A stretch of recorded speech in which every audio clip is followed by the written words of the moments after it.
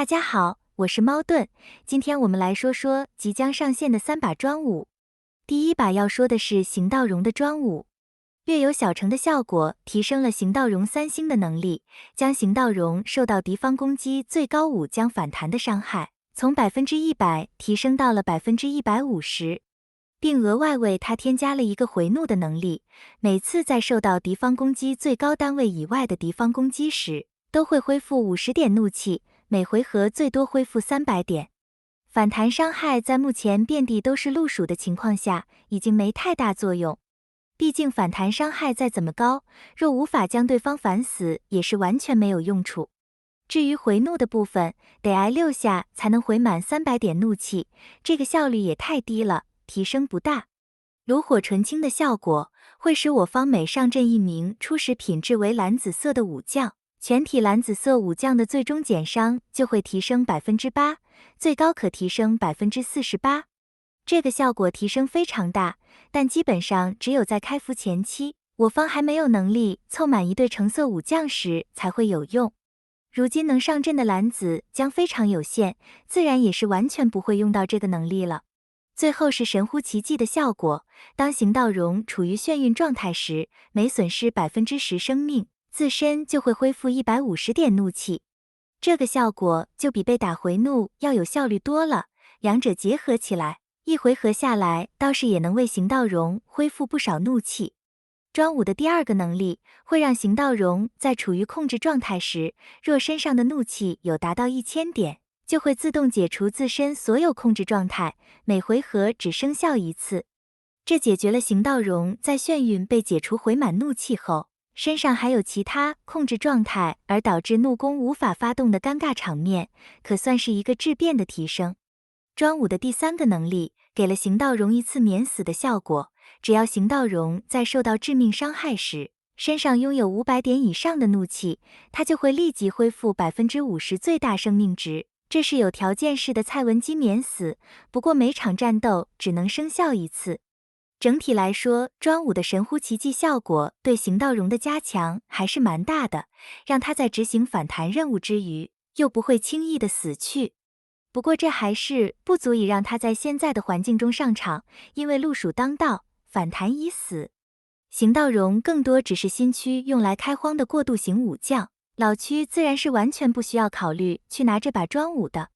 下一个 SP 版本就是孙策的版本，只有新开局的玩家可以考虑在前期先拿行道绒专武组火盾队来过渡，这样在日后也比较容易接上孙策的火烧队。第2把专武，我们来说孙坚的。孙坚专武的略有小成效果，可以在友方武将造成灼烧伤害时，为他恢复此次伤害 30% 的生命。鲁肃也有着类似的灼烧恢复生命效果，不过鲁肃的恢复量只有 25%。但鲁肃胜在他恢复的对象是处于结盟状态中，血量最低的武将，会比较有针对性。而孙坚的回复量虽然比较高，但却只能为释放灼烧的武将恢复生命，范围会比较局限。炉火纯青的效果会在开场使孙坚获得3层不可驱散的驰援，效果可持续3回合。每当我方有武将血量低于 40% 时，孙坚都会消耗1层驰援，去为他恢复孙坚最大生命值 40% 的血量。你可以把它当成是弱化版的华佗。同样都是在达到一定的血量线后触发，并且都能为队友大量回血。不过孙坚的功能性就完全不能和华佗相提并论了，华佗还有增伤和抵抗负面状态，而且触发的治疗次数、范围和治疗量都比孙坚更大。孙坚对比华佗唯一的优势，就是他在火烧队里可以吃到所有和吴国相关的加成效果。神乎其技的效果会使孙坚在友方武将造成灼烧伤害时，同时恢复此伤害的 15% 生命。这个效果给了孙坚一定的生存能力，让他可以站在前排来扛伤害。关于孙坚专武，我看到有不少玩家都对他抱有非常高的期待，甚至还期待他可以拯救火烧队，这点还蛮让我感到惊讶的。实际上，孙坚和行道绒一样，都属于前期过渡用的武将。孙坚被誉为火烧队神卡的时代，也只是在火烧队前期，因为火烧队的主力成员几乎都是由成浆所组成，而孙坚紫卡好养的特性就让他成为了火烧队的好用神将。老玩家对于前期的火烧队应该还是有点印象的，在当时最好用的外援防御型武将是专武曹仁，孙坚的好用程度大概就相当于当时候的曹仁。若当时孙坚已经有专武，可能火烧队也不会去拉曹仁了。至于现在的火烧队，就基本已经没有孙坚的位置了。孙坚的奶量虽然大，但他毕竟只有一种功能，只能回血。同样能回血的鲁肃，虽然回血量可能不及孙坚，但他有减伤，还有分摊伤害，对敌方减疗、减控致命中和减盾的获取量。而且在面对如今大热门的 SP 张辽，也有着很好的减伤效果，这些都是孙坚所没有的。所以火烧队第一奶爸的这个位置，孙坚还是抢不过鲁肃的。至于孙坚是否能和鲁肃一起上阵，这恐怕也很难。火烧队已经够挤了，实在是放不下一个只有回血功能的武将。更别说下个版本还有新武将蒋钦，在下个版本还有火烧队大佬孙策压阵。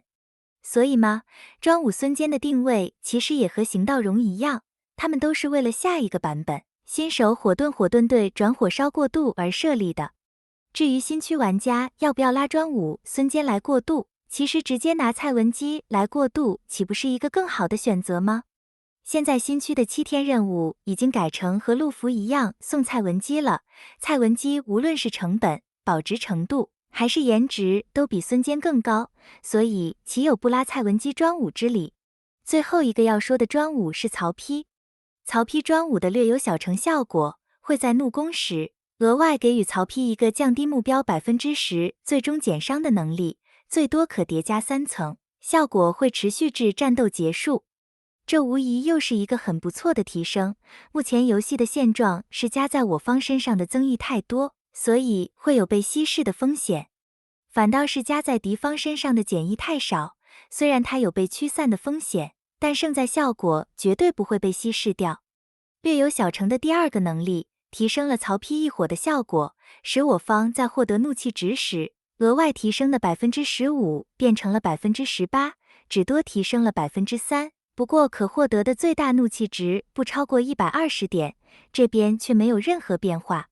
专武只是提升了小额怒气的获取量，并没有提升可获得怒气的上限。这个回怒提升的效果其实非常少，一般武将的回怒都是吃不满曹丕的回怒效果的。我举个例子 ，SP 张辽能恢复500点怒气，15%的收益也只有75点怒气。专武提升至 18% 后，收益也只多了15点怒气而已，距离最大值120点还有一段距离。唯一能超过120点怒气的，就只有 SP 吕布这类能直接回怒1000点的武将。但因为专武并没有开放可获得怒气的上限，所以也导致了像吕布这种可回怒1000点的武将，这次是完全没有受益于专武的回怒加成。炉火纯青提升了曹丕3星被动的能力。原本的能力是在敌方单位每增加一个可驱散的减益状态时，有 35% 概率清除掉对方一个增益，每回合对每个武将最多驱散3次。专武大幅度地增强了曹丕的驱散能力，清除的概率被提升至 50%， 发动时可清除的增益也从1个变成了2个，每回合可发动的次数更是提升了2倍。至每个武将可驱散6次之多，这是专武对曹丕最大的提升。曹丕的怒攻本来就可以添加怒气抗性降低和异常状态抗性降低2种减益，现在再加上专武给的最终减伤下降，一个怒攻就可以添加3种减益效果。这么一来，就有3次机会可以触发消除增益的能力，这对于对面的攻防都会有很大的影响。神乎其技，给了曹丕一个降低100%反弹伤害的能力，这个效果其实没什么用。专武也提升了曹丕的无火效果，使敌方在驱散减益状态时对其造成的最大生命伤害，从原来的 10% 提升到了 15%， 同时也将上限不超过曹丕最大生命 20%， 提升至 30%。对比之前专武给的额外回怒效果，这个真伤的提升显然更加实用。最后，敌方在驱散减役后，怒气降低的效果也从原来的150点提升到了200点。整体来说，曹丕的专武虽然没有给到什么质变的效果，但它至少起到了量变的作用。专武原来的作用就是要让一个被淘汰了的武将有重新上场的机会，所以对于一个还在线上的武将来说，官方也不可能给到太强大的效果。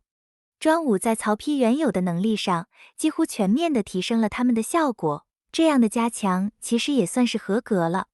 曹丕专武是这3把专武里唯一最值得抽取的专武。曹丕在接下来的版本里也可以和吕布兔子组队，之后开了命魂后上场率也会非常高，所以是非常值得投资的一把专武。好了，今天的视频就分享到这里，感谢大家的收看，我们下期再见。